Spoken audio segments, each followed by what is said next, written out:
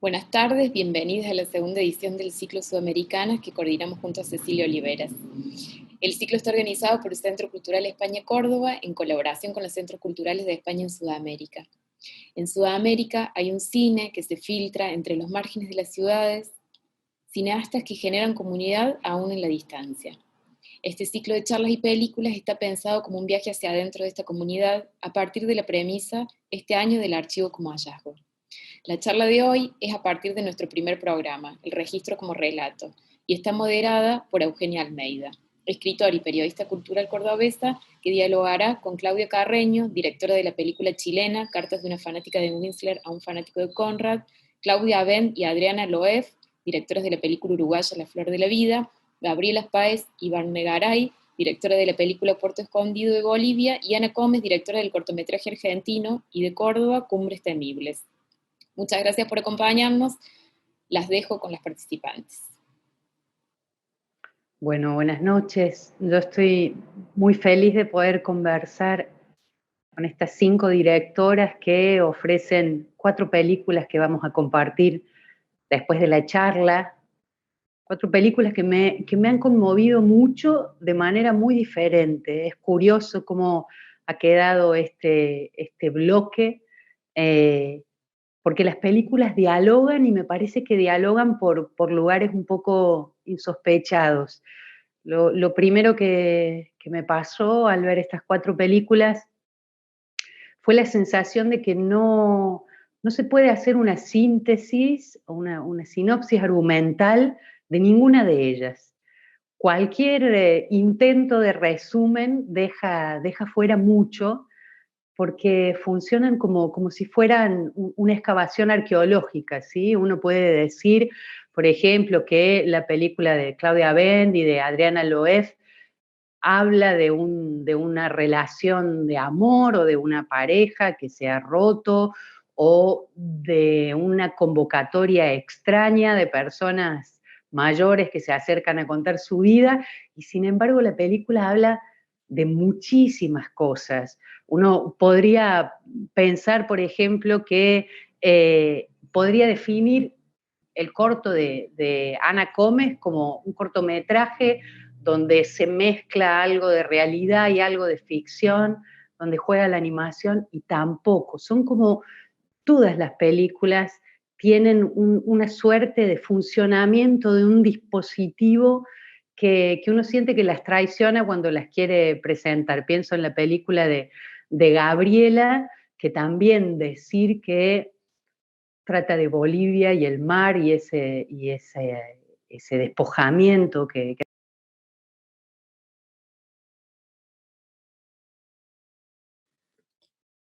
Quedaste silenciada, Eugenia, ¿no?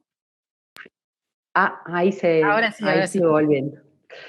Digo, pensaba en la película de Gabriela y en pensar que, digamos, definirla como una película que habla del despojamiento del pueblo boliviano de su mar, de su costa, también sería reducirla, y pienso, por supuesto, en esa película preciosa de Claudia Carreño, que es una larga sucesión de cartas a un fanático de Conrad, y que parece que es eso, ¿no? El intercambio y la reflexión en torno a la pintura, en torno a la escritura, en torno al agua también, al mar. Pero si yo tuviera que contarles a mis amigos o a las personas que van a ver las películas después de qué trata cada película, les diría eso. Son dispositivos que tienen una explosión retardada. Uno las ve y quedan haciendo un eco y haciendo un juego, y me impresionó porque eso está presente en las 4 películas, que son muy diferentes entre sí, pero las 4 producen ese efecto. Y algo en lo que pensaba todo el tiempo es que un punto en común que tienen las 4 películas es que en algún momento aparece la navegación en sentido amplio, eh, y entonces me hizo pensar, digo, hay, por ejemplo, en la película de Ana lo que hay es una nave espacial, ¿no? Pero hay navegación, hay submarinos, hay barcos que no llegan al mar, no tocan el mar, y me daba vueltas la idea de la narración como nave, ¿sí? El relato como nave.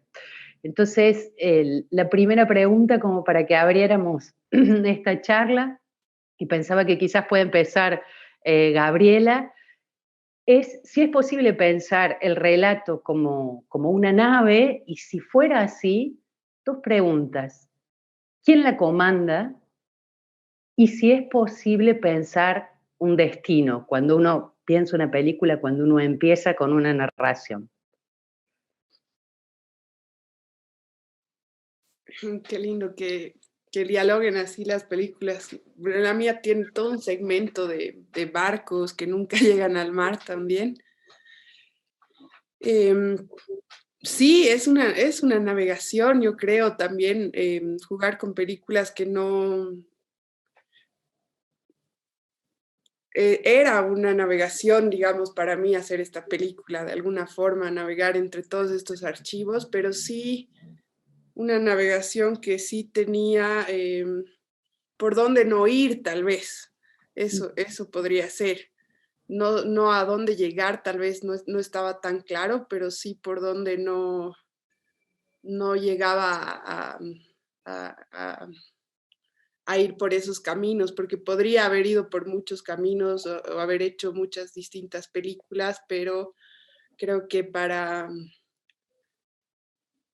el momento en el que yo estaba haciendo esta película era el camino que había que seguir, cómo se dieron las cosas y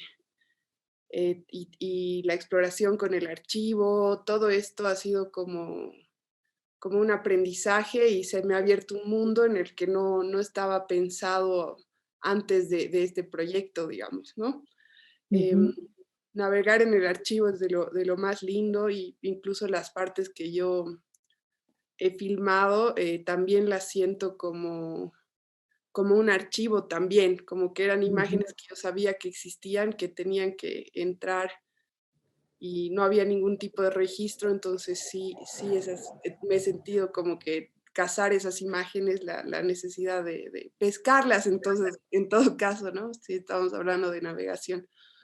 Y llegar es muy difícil, ¿no? Porque te toma mucho tiempo desde la escritura hasta que terminas el montaje, la sigues reescribiendo y sigues trabajando con los materiales, pero llega un punto en el que por suerte llegas a algún lado y ya la dejas ir, ¿no? Te bajas de la embarcación y ya la dejas, ¿no?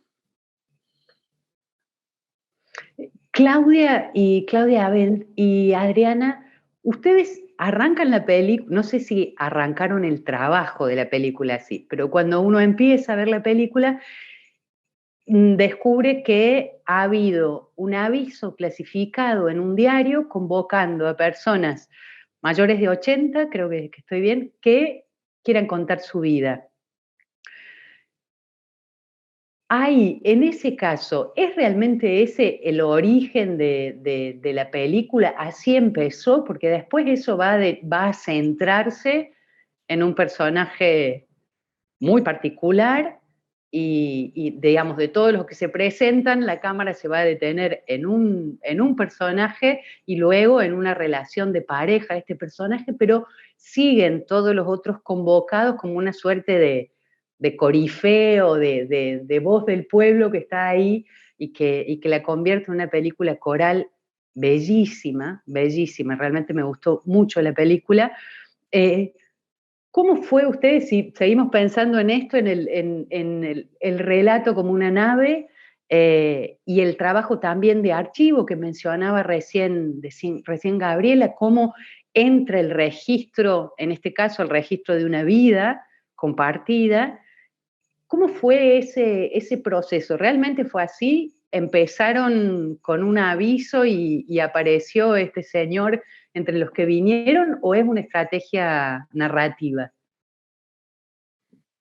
¿Empiezo yo, Adri? Dale, empezá vos, Clau.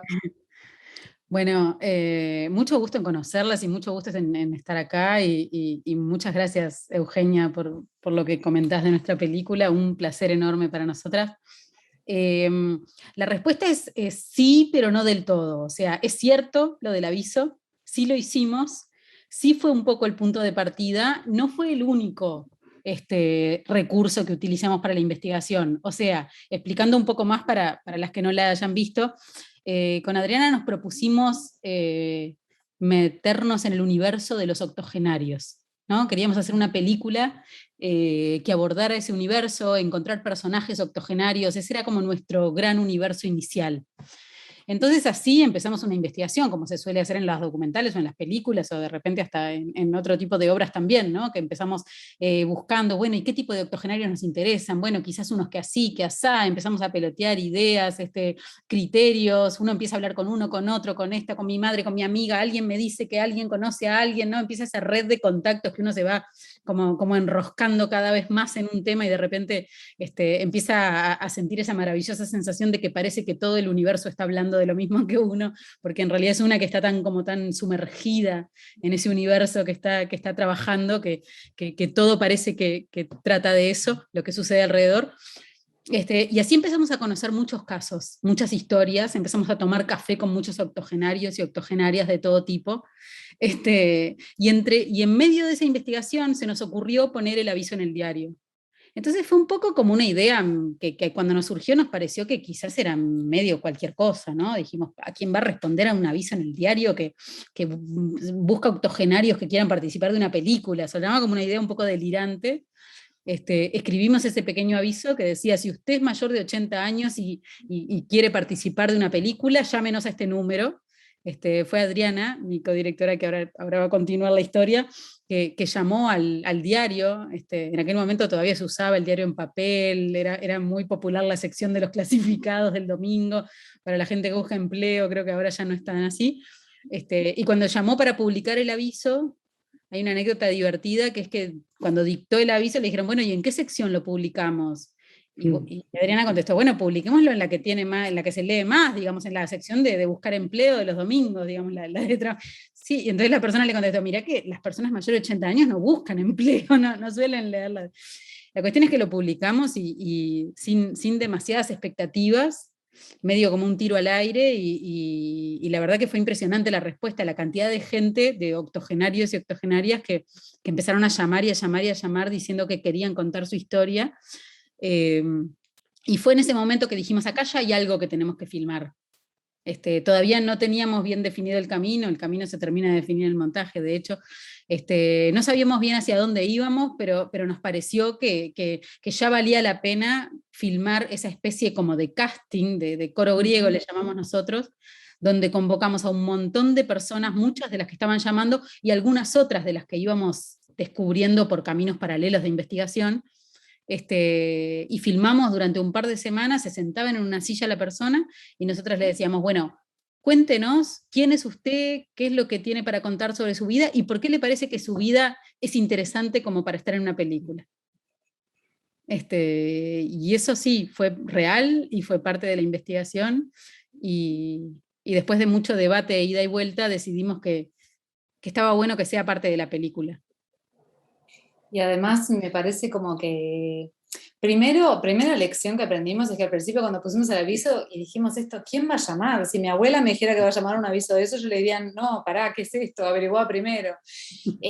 Después darnos cuenta, al estar charlando con todas estas personas, de que en realidad era un poco previsible que pasara, porque no hay avisos en los diarios diciéndole a los octogenarios, estamos interesados en su historia, siéntese con nosotros y cuéntenos. Es como, justamente es uno de los problemas, ¿no? De llegar a esa edad, que el resto de las personas no manifiestan interés, no se preocupan, no quieren escuchar los cuentos, no quieren hacerte preguntas, no quieren... Entonces como que nos dimos cuenta de que justo habíamos ido a buscar a un grupo de personas que estaba sufriendo uno de los problemas que sufren los adultos mayores, es la soledad. Entonces no fue casual que recibiéramos ese volumen tan increíble de llamadas, y a su vez nosotros sí íbamos con una idea de lo que queríamos en algunos sentidos y en otros no, como decía Claudia, Y me parece que estas charlas que tuvimos al principio fueron, como vos dijiste recién, un dispositivo de expresión retardada, ¿no? Como que explotó todo, todas las dimensiones, todos los colores, todas las cuestiones que encierra esta edad, y como que sacó a la nave a navegar en muchas direcciones hasta que finalmente fuimos encontrando el camino. Y fue un buen experimento. Y es un resultado precioso, hay que decirlo, porque realmente no, me parece que con una mirada tan delicada, tan de estar ahí, también borrándose, ¿no? Porque hay una construcción narrativa que parece que están solo ellos hablando con alguien, pero alguien que está siempre fuera de cámara, o que se ve algún retacito, alguna cosa así, y se escapa a cualquier mirada estereotipada sobre esa edad. Me parece que realmente una mirada súper refrescante de ver las cosas con otros ojos, ¿no? Pensaba, Ana,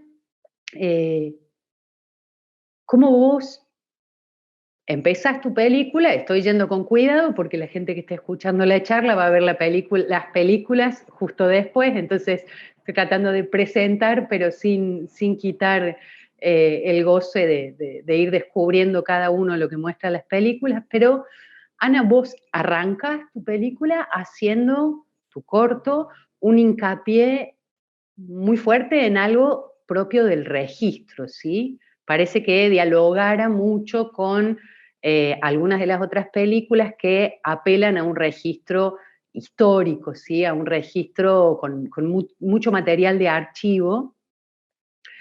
Y uno, por lo menos a mí me pasó eso, entra como por un tubo en una historia que parece que va a ser claramente documental y referencial, y das una vuelta de tuerca que es muy sorprendente, y es muy sorprendente darla además en un corto, ¿no? Porque en un largo uno tiene un poco más de tiempo para hacerlo. ¿Qué se te jugaba a vos en la decisión de elegir abrir la película con un registro muy documental y luego hacer un movimiento en el tipo de narración que te lleva más al área de la ficción, pero no abandonando nunca esa referencia a registros de archivo y de archivos de imágenes antiguas? ¿Cómo fue esa decisión? Bueno, qué pregunta. Bien, este cortometraje partió de una propuesta que fue realizada en un marco que se llama Narrativas Descentradas, donde yo recibí como una selección de material de archivo de la región de Cuyo y tenía mucha libertad para construir un relato desde yo que vivo en Córdoba, como cordobesa, sobre ese episodio que sucedió en Cuyo. Y la verdad es que viendo ese material de archivo, que es casi todos noticieros fílmicos producidos en los años 30, donde se traza, bueno, hay una impronta de trazar cómo es Argentina, cómo es su civilización, el dibujo que se hace de la sociedad y la civilización, me sorprendieron mucho las líneas que marcaba. Y un poco en esa abstracción de esas líneas rectas, mi juego fue como curvarlas. Y en esas curvas nos fuimos del planeta, un poco con esa libertad bueno, que posibilita el cine, que a la vez como que dialogan en un punto, yo siento como, no sé, estos dispositivos en su momento de noticieros fílmicos eran... La gente se convocaba a explorar otro territorio en la sala de cine, ¿no? Era como una mirada muy hecha desde porteñocéntrica de alguna manera, sobre qué era Argentina, y la gente se convocaba a ver qué era. Y tuve la oportunidad de jugar con la misma libertad que tal vez en los años 30 el camarógrafo, que eran camarógrafos casi siempre, generaron esos paisajes. Bueno, tuve esa libertad para yo dibujar mi nuevo paisaje, ¿por qué no? Para ese lado, digamos, ¿no? En ese sentido me gustó esa libertad. Y también un poco curvar la pregunta de a dónde ir, ¿no? Como, no sé, como una tierra que la habitamos un poco mal, un poco bastante mal, y que y más que a dónde ir es cómo la habitamos, una cosa así. Eh, por ahí sentí que fue la decisión de jugar con construir esos paisajes. Bueno, y bueno, más cosas en realidad también, ¿no? Como fue emocionante y tiene que ver con mi registro de algunos lugares, como Mendoza, donde hay como escenarios naturales que generan experiencias súper súper importantes. Entonces, por ahí tirarlo para un lado más experimental hacia el final el cortometraje tenía que ver con eso de soltar la narración de qué es y de dominar un territorio para generar una experiencia en un territorio, una cosa así. Bien. Me quedé pensando, porque recién hablábamos de por dónde no ir. Gabriela decía que cuando empezó la película sabía por dónde no ir. Claudia y Adriana descubriendo un poco en el camino hacia dónde iba la cosa, y Ana, vos con un archivo que te viene de afuera, ¿no? Que tenés ese material. Y quería preguntarle a Claudia Carreño, ¿tú de las películas hacen en algún momento bueno, hay una utilización muy interesante de todos los recursos sonoros, la música, el silencio? Ya más adelante les voy a preguntar un poco sobre eso, sobre el uso del silencio, que funciona de una forma muy conmovedora en todas las películas. Pero, Claudia, en tu película especialmente hay referencias al mundo de la pintura y al mundo de la literatura. También en las otras películas hay referencias a otras artes, ¿sí? En el caso de Claudia y Adriana, a la escultura. Bueno, aparecen de diferentes maneras, pero creo, Claudia, que en tu película es como la más marcada esa presencia de el mundo de la pintura y el mundo de la literatura. Y quería preguntarte también cómo fue ese proceso de decidir con qué materiales construís tu película. Una película que está construida en base a cartas, ¿sí? Cartas que una persona le escribe a otra. Una de esas personas tiene una fuerte cercanía con el pintor Whistler, y la otra persona es un fanático de Conrad, y hay allí como un enclave como para abrir un mundo, ¿sí? No se reduce a eso, pero están muy presentes la pintura y la literatura. ¿Vos tenías eso como presente, como que ibas a usarlo como fondo de archivo de tu película, o fue algo que apareció más adelante? Bueno, hola a todas. Un gusto estar acá conversando de sus lindas pelis.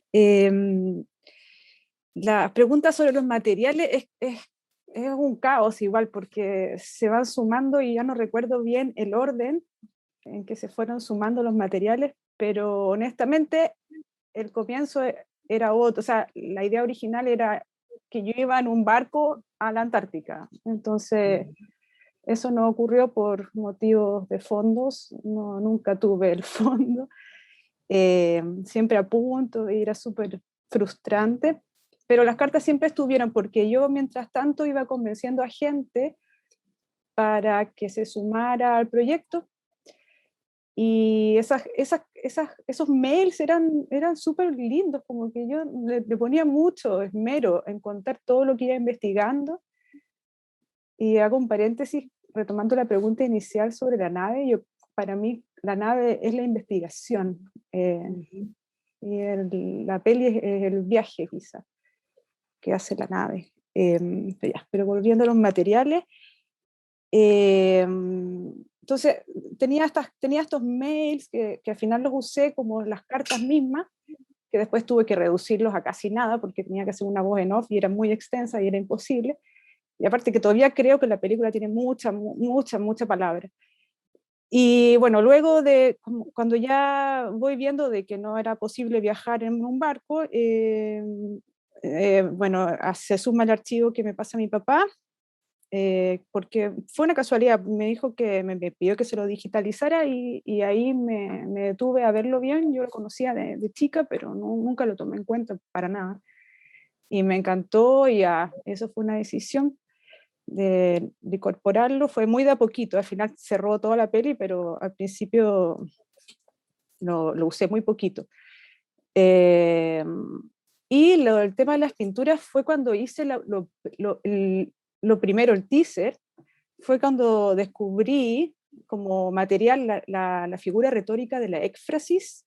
Yo ahí aluciné porque me pareció de que la éfrasis, que es como la representación verbal de una representación visual, era como el punto intermedio que podría como ser cercano a esto que es el cine, ¿no? Como, o sea, porque para mí como que siempre, como pinto y leo y veo cine, yo siempre como que he encontrado que el cine está entre medio de las dos, pero tampoco es, no es la suma de las dos, es otra cosa, pero igual me parece que el cine y la literatura, o sea, la pintura y la literatura juntos, no sé, en una fusión puede parecerse algo al cine, y la figura de la éxtasis, cuando yo veo un cuadro y lo parto y comienzo a darle una narración verbal, o sea, como una descripción verbal, puedo llegar incluso a animarlo. Y bueno, la última parte, no quiero hacer spoiler, pero la última escena de la peli, de hecho, es la primera escena que hice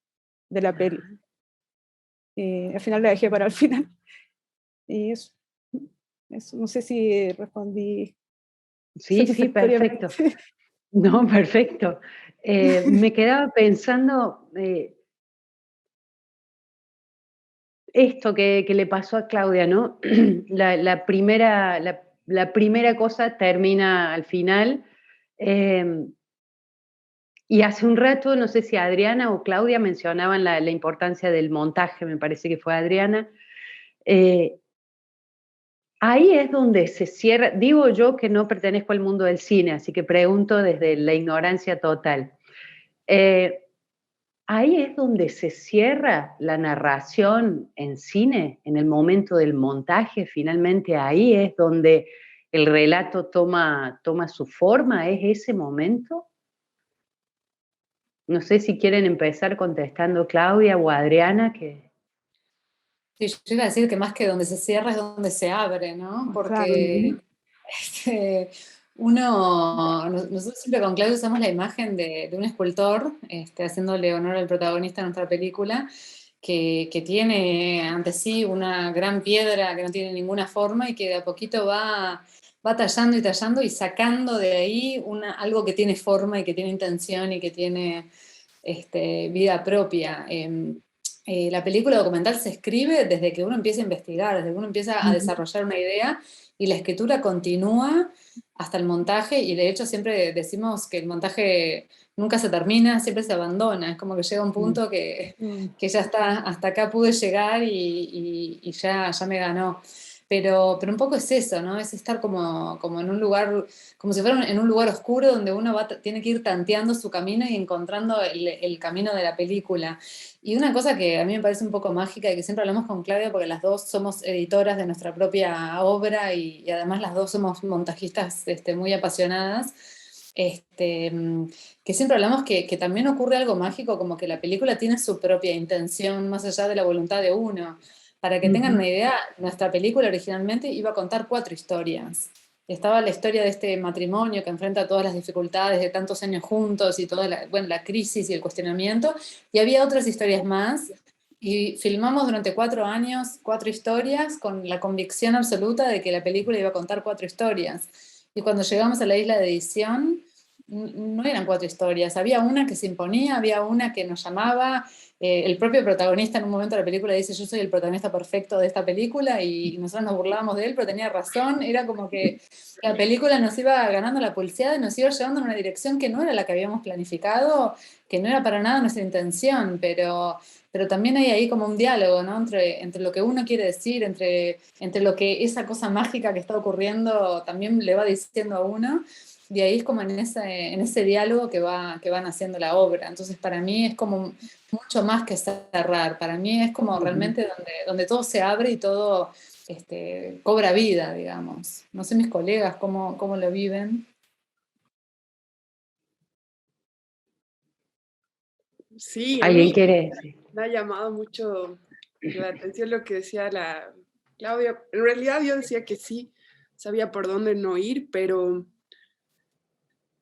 sabía el tono de mi película, porque, bueno, es un tema, el del mar en Bolivia, en el que, bueno, todo el mundo lo vive, estamos un poco cansados del tema, ¿no? Entonces tenía que buscar la manera, habían cosas particulares que me llamaban la atención y que me parecían como humor negro, pero también me daban mucha ternura, digamos, ¿no?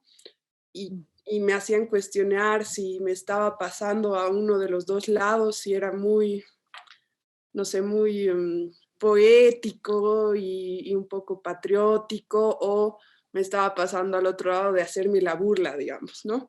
Entonces he trabajado con todos estos archivos que me causaban esa incomodidad y, digamos, cómo plantearla para que me sea más cómoda. Y entonces, por ese lado yo he ido jugando, por ejemplo, ¿no? Y el montaje a mí me ha servido, o sea, en realidad la estaba montando desde la investigación, como dicen muchos, porque obviamente, digamos, cuando he ido a la Cinemateca a buscar archivos, obviamente me escogí unos archivos que a nadie le interesaban, digamos, ¿no? Eran como eh, cosas que no son ni históricas, ni de personajes grandes, ni de... Entonces ha sido una búsqueda muy profunda desde archivos de YouTube, de todo, y de épocas de todo el tiempo, de actuales, antiguas, de los 30, 50 hasta ahora, pero que tenían este tono, ¿no? Entonces, obviamente a otra persona no creo que le interesen mis archivos, digamos, para ejemplificar algo de la historia en Bolivia, por ejemplo, ¿no? Entonces iba por ese lado mi búsqueda, ¿no? Y mi viaje navegando, ¿no? Ya en el montaje también tenía una imagen como algunos de ustedes, una de las últimas imágenes de mi película siempre estuvo ahí desde el principio, que era mi sobrina que agarró mi computador y empezó a grabar a sus 3 años este fondo de photobooth que tenía unos peces y ella jugaba que estaba dentro del mar, digamos, ¿no? Esa imagen estuvo toda la película y no encajaba hasta el final del montaje, por ejemplo, ¿no? Pero era una imagen que ha hecho que explote un poco toda la historia y la búsqueda, ¿no? Eso.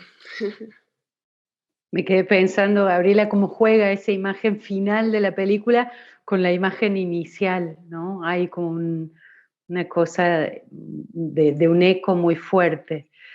Me acordé de una escena de la película de Gabriela en que la gente está en las calles esperando escuchar la sentencia del Tribunal de la Haya. eh, la decisión que se toma es contraria a la que se esperaba, lamentablemente, y ahí hay, no me acuerdo textual como dice, pero la sensación es que todo el mundo se fue en silencio a su casa, estaban esperando festejar y al no llegar la noticia que se estaba esperando, se produce un silencio. Y me daba vueltas eso porque ahí está bien explícito, pero en las 4 películas el silencio para mí funcionaba también como un registro, como un material de archivo. Silencios que a veces son mínimos, pero que tienen una potencia muy conmovedora. Pienso en en algunas escenas de la película de Claudia y Adriana, en que las personas están contando su vida y hacen una pausa, y esa pausa no se borra y tiene un peso semántico tan fuerte como, digamos, incluso más que en las palabras. Pienso en la película de Claudia Carreño, el silencio está muy presente, como si fuera un signo más permanente, con la misma o con mayor potencia que la palabra, y momentos me daba la impresión de hiatos, y de pequeñas pausas que se abrían, y que los espectadores ahí es como que podemos habitar un poco más. ¿Cómo piensan el silencio como un archivo posible, como algo que está ahí? Puede ser en vivo, como Claudia y Adriana están filmando y ese silencio surge, o puede ser un silencio creado directamente por la directora. Pienso en la película de Claudia Carreño, hay momentos en que el silencio es como, uno necesita que pase algo, y estar ahí, permanecer en ese silencio, también produce un efecto muy grande. ¿Cómo han pensado el silencio ustedes? Digo, mi percepción es la del público, la de alguien que ve las películas, pero ¿cómo pensaron ese elemento de significación dentro de cada una de las películas? No sé si Claudia Carreño, ¿querés ¿Ya? contarnos algo? Ay, tenía el micrófono abierto. Sí, bueno, dos cosas. Una que a veces funciona, claro, como hiato, que de alguna manera es necesario porque en realidad hablo mucho en la película. Y había que darle como un espacio para que descansara un poco el oído de tanta información, pero también tiene que ver con que la diferencia fundamental entre la pintura y el cine pasa por ahí, porque en la pintura no tiene sonido, ¿no? Entonces me puse a jugar con eso, a veces le saqué el sonido al cine y parecía que estuviera yo como haciendo, ya se ficciona, ¿no? El archivo, si le saco el sonido, si es que tiene sonido, pero que puede ser más antiguo aún, que no tiene, pero este sí tenía. Claro, como probar como experimentalmente, también le puse sonido de archivo, de viaje con los vientos a la pintura, para ver si pasaba algo, ¿no? Eso, pero más que nada en mi caso eran como juegos como de experimento, así. Y lo otro que decías tú del hiato, que era necesario a veces como para que el cerebro descanse un poquito y reordene lo que le estoy diciendo. No sé si reordene o digiera o cómo se llame, no sé qué verbo usar, pero algo por ahí. Igual, al principio de la película tenía mucha música, quiero contar, era muy terrible.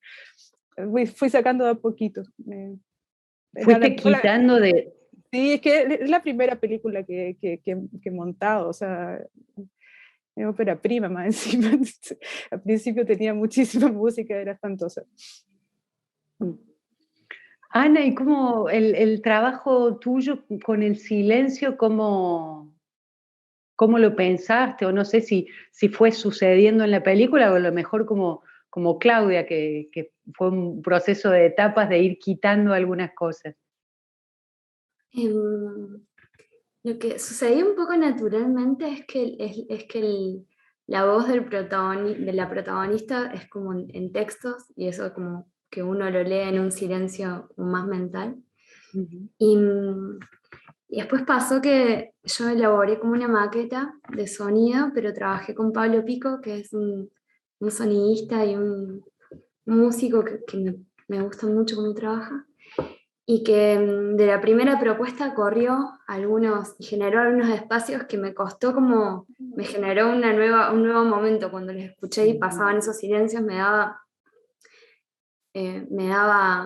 emergían otras texturas y otras atmósferas y otras calidades de silencios también. Sobre todo pienso en que pasa con eso fantasmagórico que tiene el cine, y ni hablar el cine que fue archivo y que viene del fílmico, ¿no? Como tiene muchas texturas y, y eso, me pasaba que emergían diferentes calidades de silencios. Y asimismo también como llegarme a preguntar, desarmándolos y como modificando las propuestas,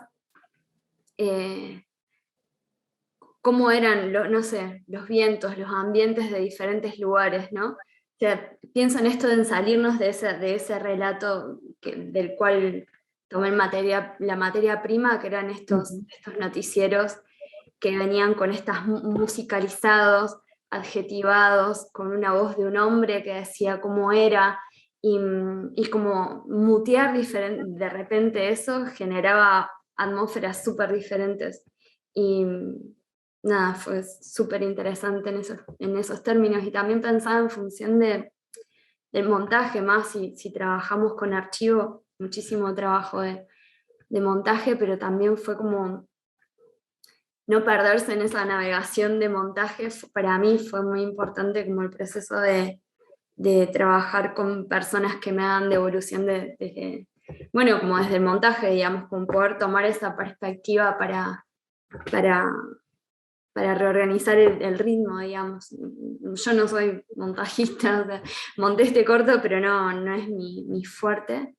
Y pasa eso, ¿no? Como que estás en medio de esa canción audiovisual que estás componiendo, como tomar esa distancia.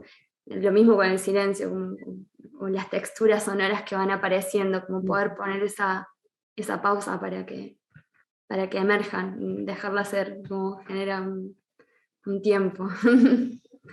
Creo que eso tengo para sumar. Qué hermosa esa idea de la canción. Y Gabriela, ¿vos cómo trabajaste el silencio? ¿Fue algo a construir? ¿Fue algo que estaba ahí y lo respetaste? Bueno, yo creo que mi película en realidad no tiene tantos silencios, ¿no? Yo en eso soy muy, muy educada, digamos, en el sentido de que el archivo que yo he utilizado le tenía a cada archivo que he usado tanto cariño como un tesoro encontrado que, o sea, mi juego era una especie de cita, no era una transformación,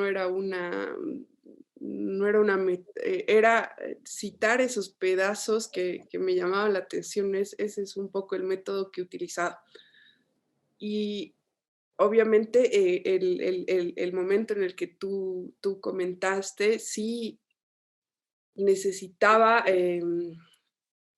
causar ese silencio y no me quedó otra porque la imagen no era silenciosa, ¿no? O sea, esto que te digo es una sensación que se quedó, pero que si no la ponía en la voz en off, ese silencio no existía, digamos, no es un silencio hablado, pero, pero que es otro tipo de silencio también, ¿no? Cuando tú dices, se creó un silencio, sí te imaginas y ves a la gente cómo se apaga también. Puedes ya mirar esa escena de la gente yéndose de la plaza con más detalle, ¿no? Y ahí empieza un poco el silencio. Pero la música, por ejemplo, nunca se me ha ocurrido poner en mi película. Y ha sido como ir agarrando estos archivos y tal vez en los intertítulos hay ahí unos pedazos de silencio, porque sí son unos capítulos bien marcados en la película, porque son como 5 segmentos que yo los hallaba muy distintos el uno al otro y se juntan, pero sí necesitabas como ese corte para poder pasar a otra historia y otra historia y otra historia, digamos, ¿no? Pero sí a tener ese silencio que vaya entre una y otro segmento, ¿no?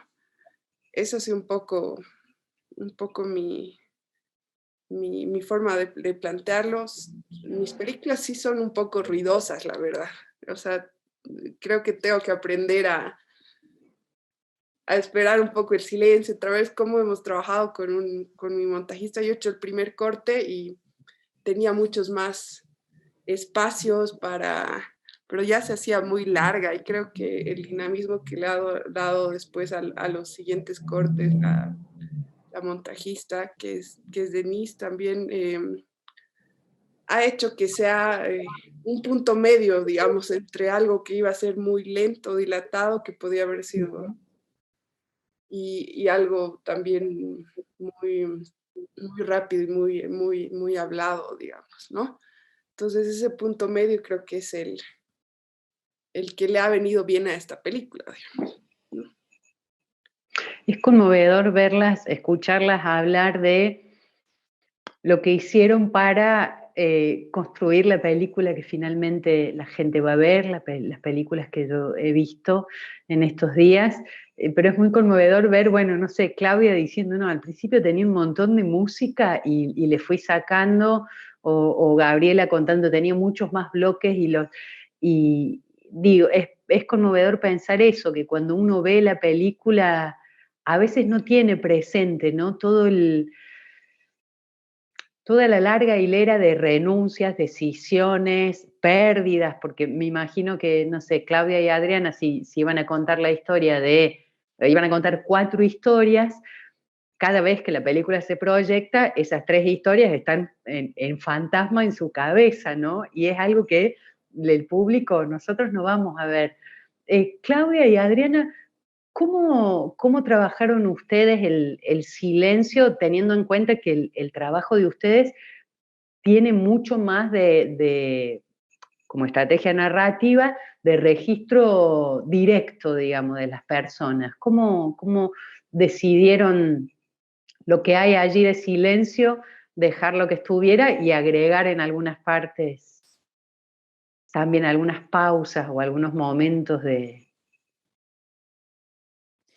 Bueno, a nosotras nos gusta mucho entrevistar, y nos gustan mucho las entrevistas, y creo que en las entrevistas un poco nuestra forma de entrevistar se podría quizás llamar como una búsqueda del silencio. Es como de algún modo termina resultando mucho más interesante cuando llegás al momento donde la persona del otro lado con la que estás dialogando hace esa pausa, hace como ese momento donde de repente queda o pensando, o recordando, o desconcertada quizás, o una encuentra como en el diálogo, como ese momento donde el apuro de contesto, pregunto, y estamos filmando y todo eso queda un poquito de lado, y se logra llegar como a un vínculo, a una sensación un poco más como más profunda, ¿no? Como que estamos realmente en esa conexión de una conversación profunda, y entonces en realidad es muy hacia ahí a donde vamos, y por lo general esos silencios terminan siendo los momentos más valiosos y los momentos que más dicen, ¿no? Los momentos que tienen más significado. Parece como frase hecha quizás, pero es bien así. Entonces, en el montaje, como Adriana dijo, que somos apasionadas del montaje, cuando un personaje está hablando y hay un momento de silencio, eso es como el tesoro más preciado, ¿no? Yo puedo asegurar que cada uno de los silencios que hace un personaje en la película están usados hasta el último cuadro que tenemos, digamos. Estoy segura que el cuadro siguiente empieza a abrir la boca para decir algo más, digamos, está como exprimido al máximo. Incluso hay silencios, algunos mentirosos, digamos, construidos en el montaje. Me refiero, digamos, como a veces seguramente hay un audio de Adriana o mío que empezamos a hablar. También es difícil sostener un silencio, ¿no? En una instancia de rodaje, una conversación, y en una conversación con una persona desconocida, y a veces es un momento donde la persona está o emocionada o triste o contando algo muy duro. y una tiene esa especie de lucha interna de me aguanto, y esto es al servicio de una película que ya la estoy montando en mi cabeza, y este silencio me gusta, y por otro lado soy un ser humano y estoy escuchando algo que muchas veces es muy fuerte, que me está contando alguien, y yo persona siento que ese alguien necesita de mí, y necesita que yo continúe hablando, o que yo venga a decir algo. Y bueno, a eso voy cuando digo que a veces hay hasta audios probablemente nuestros que después los quitamos y construimos un poco más largos esos silencios. Y también vamos encontrando el ritmo, ¿no? de la película, que ese ritmo sin duda que necesita esos silencios. Esos silencios que a la vez son como los momentos donde también una da más cabida a los espectadores, ¿no? Para que las frases queden resonando. En esos silencios pasan muchísimas cosas. Es cuando a veces si todo va muy rápido y todo está tan perfectito, no hay espacio, ¿no? No hay lugar para respirar. Es una cuestión casi que se siente. Y en este caso, en el caso de La Flor de la Vida, teníamos un personaje que habla hasta por los codos sin parar todo el tiempo. Y era un poco un desafío lograr algo parecido al silencio con él, porque no para de hablar y porque todo el tiempo que así se cree mil y quiere decir y quiere todo, y bueno, intentamos algunos recursos, como que ponga su música favorita y cierre los ojos y escuche, y él cerraba los ojos, igual hablaba y empezaba a tratar de contar algo. Y nosotros, no, Aldo, vamos a escuchar un rato música, y queríamos lograr ese gesto, ese momento, ese silencio, fue también buscado con este protagonista tan intenso y conversador. No sé si respondí o me fui un poco por las ramas, quizás. Sí, mucho. No, estaba pensando en relación a esto, ¿no? A la película de ustedes, que es como es donde se ve más directamente el tema de un archivo vivo. Hay mucho también material de archivo personal, diría, de historias de vida de las personas que intervienen, pero siempre que yo pienso en testimonio, porque hemos hablado del material de archivo, de cómo entra eso como registro, pero siempre que pienso en la palabra testimonio, a lo mejor por un pasado deportivo que tuve, lo primero que pienso es en las carreras de posta, ¿sí? Cuando uno corre una carrera en atletismo con otros corredores de su propio equipo, lo que tenemos que hacer es llegar a donde está el siguiente y entregarle lo que se llama el testimonio, que es un tubito, o cuando entrenábamos un palo de escoba pequeño, pero un material que el corredor toma en la mano y lleva. Y siempre que pienso en testimonio aparece eso primero, ¿no? Como una cadena de comunicación. Y en todas las películas, en las 4 películas, aparece el tema del testimonio. Ana juega un poco más porque Ana está como en un paso más allá de alejarse del registro más realista, pero es particular porque ninguna de las películas es un documental duro y puro, a pesar de que trabajan mucho con archivo, a pesar de que refieren a hechos reales. Y mi pregunta era, ¿qué pasa con los testimonios propios quizás, como Claudia como Claudia Carreño y sus mails, que luego fueron cartas, digamos, pero está ahí esa voz hablando en primera persona y hablándole a Pedro y contando cosas de ese viaje, o en la película de Gabriela contar, bueno, desde la infancia qué implicaba no haber perdido esa salida al mar y qué era en la historia. En la película de Claudia y Adriana, muy claramente, porque son personas que están contando su vida. ¿Qué pasa cuando uno utiliza esos archivos, esos testimonios, esos registros que tienen otro fin original? Pienso en Ana y noticieros de la época, cuando uno los resignifica en el ámbito del cine y les va a dar otra carga. Digo, las fotos, por ejemplo, de la historia de pareja sobre la que se van a centrar Claudia y Adriana, fueron fotos que sacó una pareja, como todos nosotros hemos sacado fotos con nuestras parejas, son fotos íntimas, ¿sí? Familiares. Pero también hay registros, no sé, Gabriela registra un acto escolar de niñitos que están representando momentos históricos en la historia de Bolivia, el relato de la historia de Bolivia. ¿Qué pasa cuando algo que tiene un origen totalmente distinto es resignificado a través del cine? La pregunta es para todas, en el sentido de si hay ahí una traición, si hay ahí un descubrir una potencia que estaba escondida, pero que estaba allí, y especialmente para Claudia y para Adriana, bueno, ¿qué cambia para alguien? Me imagino a los protagonistas de la película, no solo a la pareja, sino a todos los hombres y mujeres que contaron algo cuando se ven en el cine como personajes, ¿no? Claudia dijo la palabra personajes recién, son personas que se convierten en personajes. No sé quién tiene ganas de empezar sobre esto. ¿Qué pasa cuando archivos o registros que han sido pensados para otra cosa se transforman en una película que cuando termina tiene el nombre de ustedes, digamos, ustedes son las responsables de esa nueva reutilización?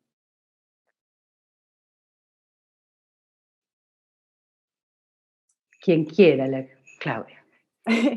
Yo también estaba pensando en eso cuando estaba Claudia hablando recién. Yo me estaba preguntando, ¿se habrán visto ellos? Tengo esa interrogante. Ahí nos cuenta si se vieron. Bueno, aparte de las... ¿Ah? ¿Quién habló? ¿Escucha algo? No. No, Bueno, está todo perfecto. Que aparte de las cartas mías, tengo, o sea, está el registro de ese viaje de mi padre. Y fue súper bonito cuando se estrenó porque la vi con él y él había estado muy enfermo, como que se había salvado no sé, de un coma. Entonces la vimos y fue súper bonito. O sea, me acuerdo del instante porque él no se imaginó que estaba usando su rescate, que para mí fue, no sé, yo estaba metida en el de Shackleton y de pronto en el archivo de mi padre es como lo mismo, rescató a una embarcación que estuvo un año ahí en naufragio, o sea, y lo rescataron y me pareció alucinante, pero no fue como una noticia, así, no fue nada, no fue como... Y me pareció muy lindo el gesto de trasladar, o sea, de hacerlo visible. Y respecto a las cartas, en un momento pensé incluso ser más como deshonesta, porque quería usar unas cartas que me habían llegado de vuelta, pero era como de como un broken heart, no sé cómo decirle. Yo estaba con el corazón roto cuando hice esta peli y me llegó una carta así de amor, así imposible, y en un momento se me ocurrió meterla ahí. De hecho le hizo un amigo grabarla, pero al final menos mal que no lo usamos, pero llegué incluso a esas ideas como de hacer esas traiciones, usar cosas que no eran para eso, igual me pregunté lo ético de esto, pero cuando en el caso particular de alguien que te manda una carta que en el fondo uno ama y odia porque era como el chico que me rompió el corazón, como que me daba lo mismo. Ahora me dije, menos mal que no lo hice, porque no sé qué bochorno, es como muy despechado, ¿no? ¿Cómo hacer eso? Pero bueno, no sé, tampoco, me fui por la rama, no respondí la pregunta, pero me divertí. No, sí la respondiste y muy certeramente. No, sí. Gabriela, Ana, no sé si... ¿Qué pensaba Gabriela en tu peli? Hay muchas cosas, ¿sí? Desde esta imagen final de la nena con el fondo de agua, este registro de los chicos en el acto, en la escuela. ¿Cómo fue tu relación con esto, con lo que ibas filmando vos o con lo que ibas tomando de archivo al momento de transformarlo en una película? A mí me pasó que, bueno, a mí se me da mucho como que ingresar a espacios y conocer gente y poder filmar entrevistas y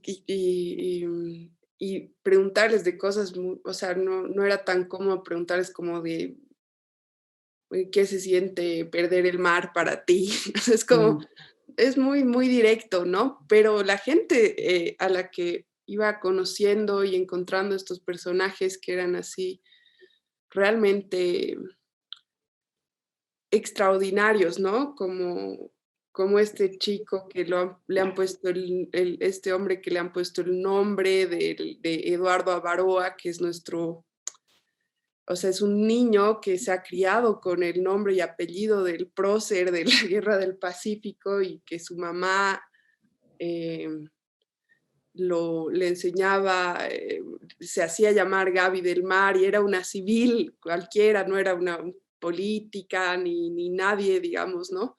Y todos los personajes que yo voy encontrando son gente común, ¿no? Y en ese sentido iba yo buscando estos personajes, pero si yo no me involucraba, hubiera sentido como si yo me estuviera haciendo la burla, ¿no? Y en realidad de estos personajes, pero en realidad la idea era como burlarse de una misma también, ¿no? Entonces, ese ha sido como el sentido de la película, tiene mucho humor también, un humor de ese que duele un poco, ¿no? Y por eso sí, complicada de llevar, pero entonces sí necesitaba yo estar presente en la película porque si no sentía que como que no me iban a entender por qué me enamoraba tanto de estos personajes, ¿no? O sea, que no eran planos como para... nunca el sentido ha sido burlarse de estos personajes, sino más bien entender esta contradicción que hasta ahora me viene dando vueltas, digamos, que no tiene una solución que te pueda dar, pero sí ese sentimiento que me causaba, digamos, ¿no? No había otra manera que usar la voz en off. Lo intenté sin una voz en off y sonaba muy pedante, ¿no? La película tenía otro sentido que realmente no era para nada el disfrute que ha sido el viaje de encontrar estos tesoros que iba recabando, ¿no? Y también todo esto de trabajar con el archivo surgió porque primero quería filmar cómo construían esta playa artificial gigante en Santa Cruz, que aquí es como, digamos, como la ciudad que quiere ser Miami, digamos, en Bolivia, Sí. en el oriente, y están construyendo, y justo en el proceso de La Haya empezaron a construir un condominio privado con una laguna artificial gigante que hay, creo que ya en todos nuestros países, este tipo de lagunas, pero a nosotros la vendían como, querías mar, nosotros te lo damos, ¿no? En contraste a todo lo que estaban trabajando el gobierno durante el juicio de La Haya, digamos, ¿no?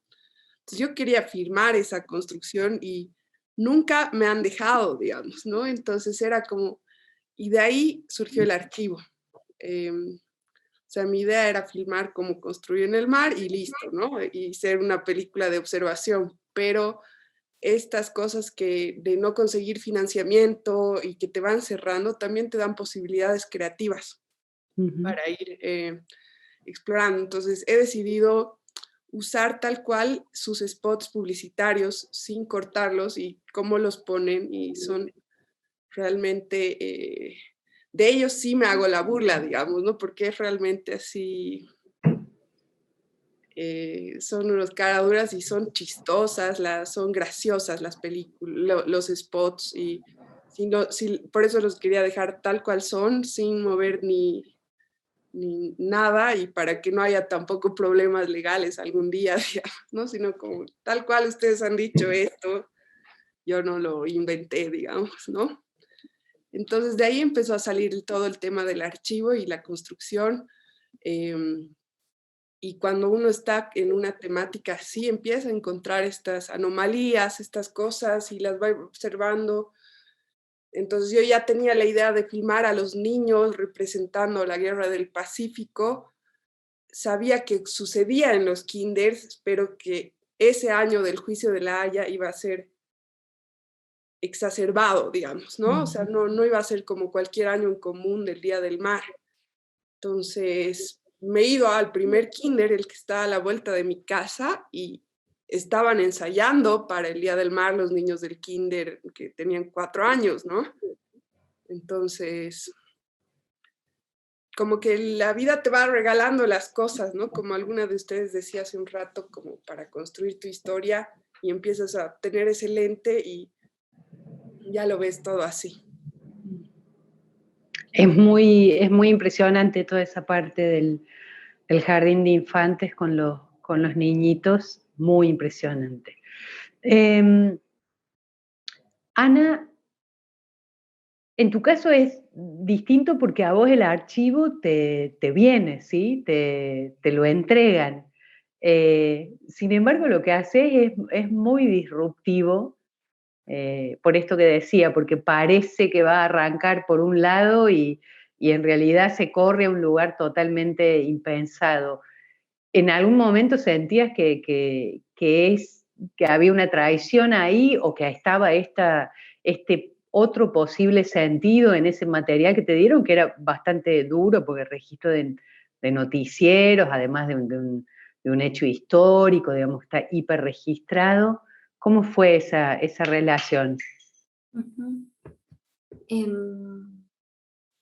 No sentí traición. Y bueno, escuchaba recién a Claudia, a Claudia y a Gabriela, bueno, en esa anécdota de exponer su carta, y es como fuerte como las imágenes nos constituyen, ¿no? Son como vienen siendo nuestra memoria, creo que desde que arranca el cine, y por ahí parte de apropiárnoslo también genera ese deseo de darnos la posibilidad de narrarnos de nuevo. Hay una peli de Marker en Sin Sol, donde dice que si las imágenes del presente no cambian, cambian las imágenes del pasado.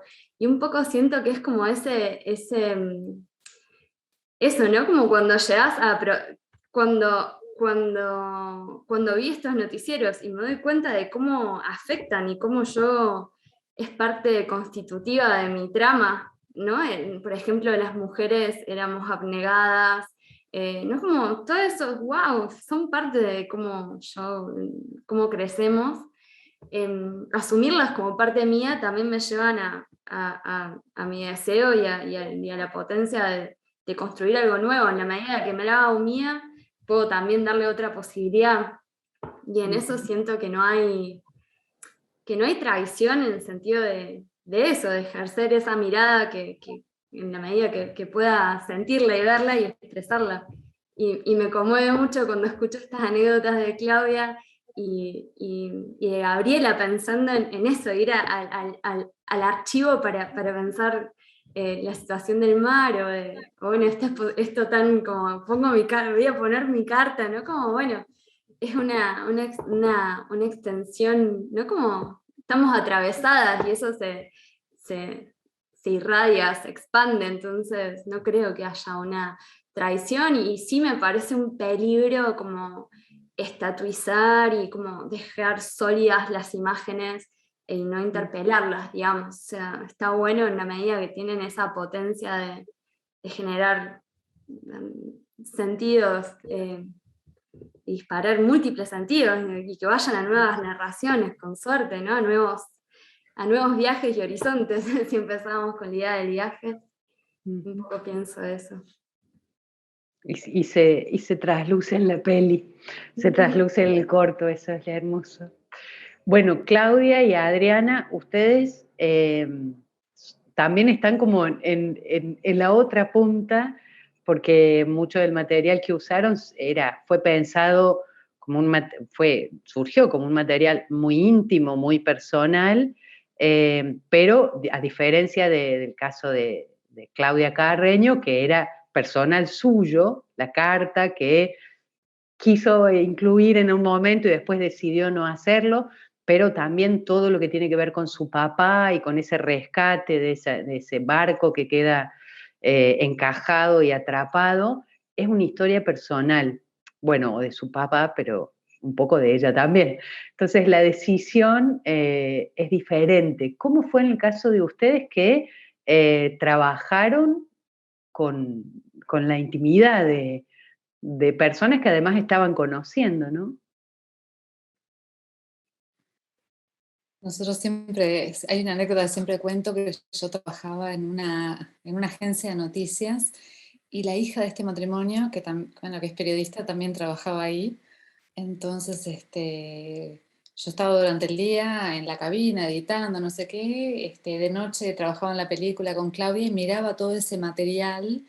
em, del papá cantándole canciones de noche antes de dormir, de los padres, siendo jovencitos, el primer bañito del bebé, todas las cosas más íntimas, más íntimas, más íntimas que este matrimonio filmó durante 50 años. Y el otro día yo me cruzaba con la hija, estas son las casualidades que solo ocurren en Montevideo, capaz que en Córdoba también.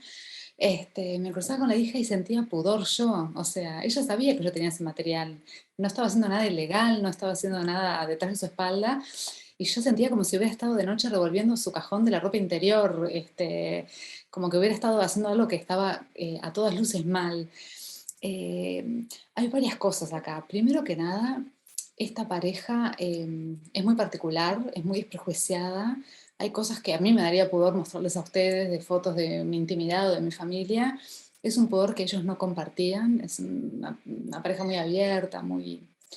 eso por un lado. Y por otro lado, nosotros cuando conocimos ese material nos llamó la atención lo prolífico, ¿no? ¿Cuántos años filmando cuánto, tanto? En una época en la que no era común que la gente tuviera una camarita en su casa, ¿no? Ese tipo de filmación doméstica no era tan frecuente a fines de los años 50. Esta gente, sobre todo Aldo, el protagonista, pasó años, años, años filmando todo. Nosotros hacíamos chistes entre nosotras de que en un momento ellos decían, bueno, cuando éramos jóvenes íbamos a bailar, íbamos a la playa, íbamos al cine, íbamos al museo, y de cada cosa que mencionaban había imágenes, o sea, había pruebas de todo lo que ellos afirmaban, y uno tenía que tener cuidado de no caer en la tentación de usar el archivo en un sentido literal, como decir, miren, es cierto, lo que dicen está acá, acá tengo una imagen que lo prueba. Y llegó un punto, nosotros a lo largo de la película tuvimos muchos cuestionamientos éticos. Todo el tiempo decíamos, ¿es correcto mostrarlo así? ¿Es correcto en esta construcción de personajes a partir de personas reales mostrar tal aspecto? ¿Esto será una deformación? ¿Esto se entenderá? ¿No? Porque en definitiva lo que es la construcción de un personaje es agarrar a una persona real y construirla dentro de una historia, ¿no? Hacerlo vivir un determinado arco. Los seres humanos somos mucho más complejos de lo que podemos mostrar en una película, entonces siempre hay cuestionamientos. Estoy siendo justa, está bien, le estoy haciendo daño a una persona a la que estoy exponiendo. Hay muchos cuestionamientos y esos cuestionamientos se trasladaron a ese material de archivo. Estaba bien que mostráramos todo eso, era correcto, lo estábamos manipulando, lo estábamos usando de algún modo que capaz que no era correcto. Y Claudia ahí, en estos debates, tuvo un comentario que lo di por bueno, que fue, al contrario, le estamos haciendo justicia a ellos, que estuvieron todos estos años filmando todo eso, y era un material que tenían abandonado y olvidado. Y casi que gracias a este proyecto como que resurgió, retomó el contacto. Y una cosa muy interesante que pasó, y capaz que Clau está bueno que lo cuentes vos, fue el día que les fuimos a mostrar a ellos la película, ¿no? Para los que no la vieron todavía, o sea, es una película que cuenta la historia de su matrimonio a lo largo de 50 años y la crisis de hoy, digamos. Imagínense lo delicado del asunto. Capaz que Clau puedes contar la historia cuando fuimos a ver la peli con ellos. Sí, es como muy fuerte, como decía Eugenia, el contar la historia, una historia tan íntima de una pareja que, claro, no como la otra Claudia, mi tocaya, cuenta una historia personal, como decías tú, Eugenia, contar la historia de una pareja que en realidad no tiene ningún vínculo con nosotras más que haber sido elegidos para protagonizar esta película y hacerles entender a ellos qué es lo que estamos haciendo, ¿no? Que creo que a esta altura ya hicimos varias películas y mis padres ni siquiera entienden bien qué es esto de hacer documentales, es como realmente algo difícil de explicar, ¿no? Es como muy, muy difícil de explicar, y más a alguien que está por fuera del mundo del cine documental, ¿y para qué me filmás? ¿No? Nosotros filmábamos a Aldo en su casa horas y horas y horas y horas, él cocinando y picando cebolla y preparándose solo una olla con arroz, y de repente nos miraba y decía, ¿y a quién le va a importar? Como yo, que soy un ser absolutamente desconocido, común y silvestre, estoy cocinando en mi casa solo un plato de comida. Es como realmente difícil de comprender qué es lo que nosotras tenemos en mente, que a veces ni siquiera lo tenemos claro nosotras mismas, ¿no? Y finalmente, en el proceso del montaje de la película, bueno, eso es un poco lo que decía Adriana, ¿no? La vergüenza, el miedo, la culpa un poco también de decir, bueno, yo estoy tomando estas personas reales, que son gente de carne y hueso, que abrió su corazón, que compartió con nosotras todas estas intimidades tan personales, y para que nosotras estemos contando nuestra historia, digamos, como que se prestan así, a ser parte de nuestra historia, y todo documentalista o directora o montajista sabe que en realidad casi que puede hacer casi lo que quiera con esa materia prima, ¿no?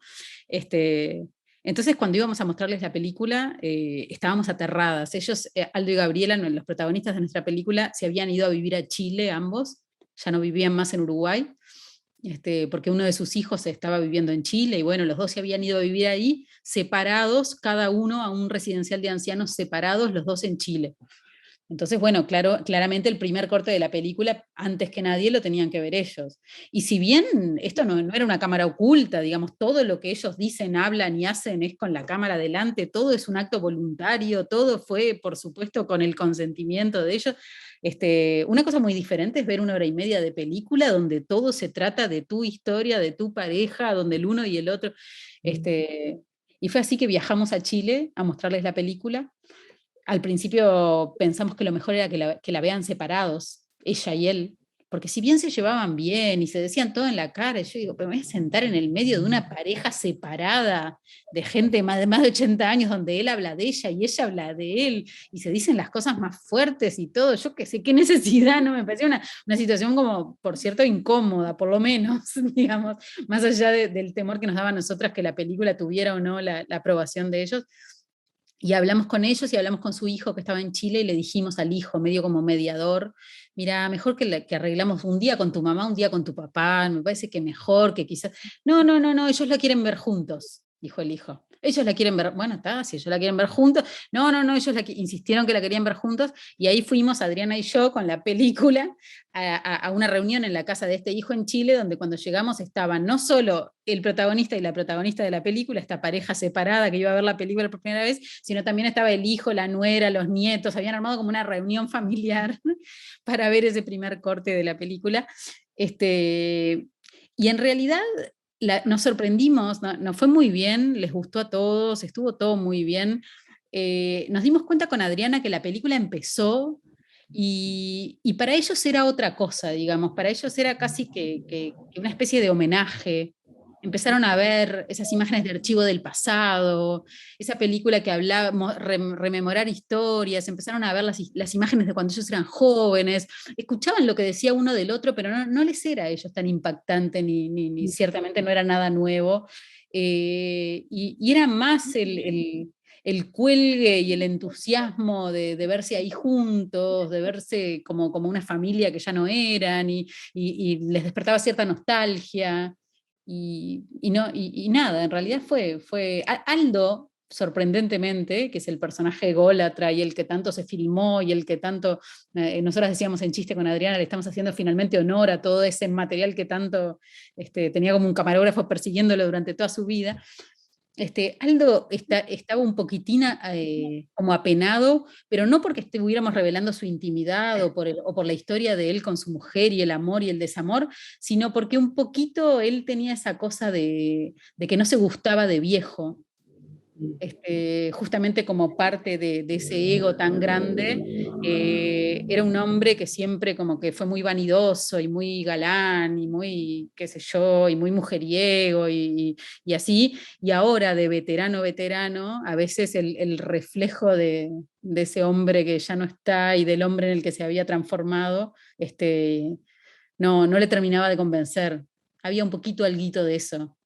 Pero también mucho de agradecimiento y mucho de... También hay otra cosa, perdóname que te interrumpí, Claudia, este matrimonio, ya que deschavaste lo que pasa en la película con ellos, retomo eso,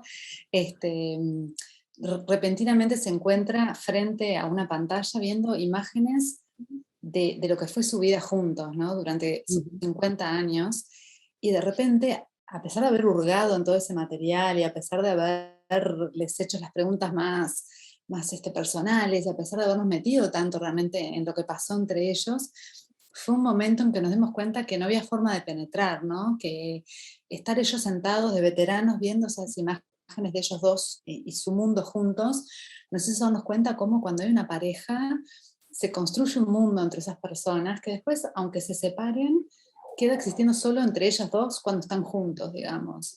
Y nos transportaron ahí. Es como que de repente sobrábamos, ¿no? Estaban ellos estableciendo contacto de nuevo con ese mundo que construyeron ellos dos, esa pareja, esa familia, esa intimidad, eso. Y de repente se empezaron a acordar de Menganita, y te acuerdas de aquellas vacaciones, y te acuerdas, volvieron, ¿no? A ese mundito que nosotros no vamos a poder entrar nunca, por más que veamos esta película que es tan íntima, y me quedó resonando esa idea en la cabeza, ¿no? En el amor a veces dura para siempre, a veces no dura para siempre, pero cuando ocurre algo que solo ocurre entre esas dos personas. Se volvió muy patente cuando vimos con ellos esa película y ese material de archivo. Y todo ese mundo compartido era como mucho más importante, por cierto, que nuestro pequeño miedito de si les va a parecer bien o mal nuestra creación de Adriana y Claudia, digamos. Ellos estaban como en otra dimensión, digamos, como ni siquiera les importaba, creo yo, en realidad era, nos felicitaron, nos agradecieron, estaban conmovidos. Es también como fuerte que alguien haga una película sobre ti, que te prestes atención, y eso mucho nos pasó con muchos de los octogenarios, especialmente también en una etapa de la vida donde muchos y muchas manifestaban que estaban muy solos, que no tenían nadie que los escuche. Ya el simple hecho de que alguien, digamos, ponga el foco sobre ti, alguien que no es de tu familia ni tiene por qué, seguramente muchas personas, y seguro en Aldo, les hacía sentir como halagados, ¿no? Y también una manera de dejar como tu memoria, de trascender, sobre todo en ese momento al final de la vida. Se mezclaban como un montón de cosas que creo que nuestra obsesión por si el montaje hacía justicia o no a quienes ellos eran y a la historia, era más una rosca de nosotras como realizadoras que lo que les iba a importar a ellos como personajes / personas, digamos. Yo seguiría charlando con ustedes mucho tiempo más. La verdad es que ha sido una charla hermosa y me parece que aquellos que ahora después de la conversación vayan entrando a ver a sus películas, van a ver cómo, así como hemos tenido un diálogo acá ahora, las películas dialogan, así que los invitamos a ver Cartas de una fanática de Whistler a un fanático de Conrad, de Claudia Carreño, Puerto Escondido, de Gabriela Paz y Verne Garay, La Flor de la Vida, de Claudia Abend y Adriana Loef, y Cumbres Temibles, de Ana Gómez. Yo quiero agradecer especialmente a Cecilia y a Ana, que son las curadoras de este ciclo Sudamericanas y que son las que han hecho posible este encuentro y esta charla y la posibilidad de acceder a las películas, por supuesto, al Centro Cultural España Córdoba y a todos los centros culturales de España en cada uno de los países, en Uruguay, en Chile y en Bolivia. Y en lo personal, celebrar que hayamos tenido una conversación con 5 directoras que hablan de sus películas y que no es una mesa temática, no es que hay 5 mujeres porque fueron convocadas para X tema que habilitaría que solo haya mujeres, sino que hay acá 5 mujeres porque hay 5 directoras, digo, para romper una tradición de convocar a las mujeres siempre para enlazarlas a cierto tipo de temas, a cierto tipo de mirada. Celebro que nos hayamos encontrado aquí todas proponiendo estas películas y esta conversación. Muchísimas gracias, Claudia, Adriana, Claudia, Ana, Gabriela, y muchas gracias a los organizadores por dejarme compartir este momento con ustedes. Invitamos a todos a ahora mismo, cuando termina la charla, poder acceder a las películas. Muchas gracias. Las películas estarán disponibles desde las 20 y por 72 horas en la web del Centro Cultural España Córdoba. Sudamericanas continúa hasta el 17 de agosto.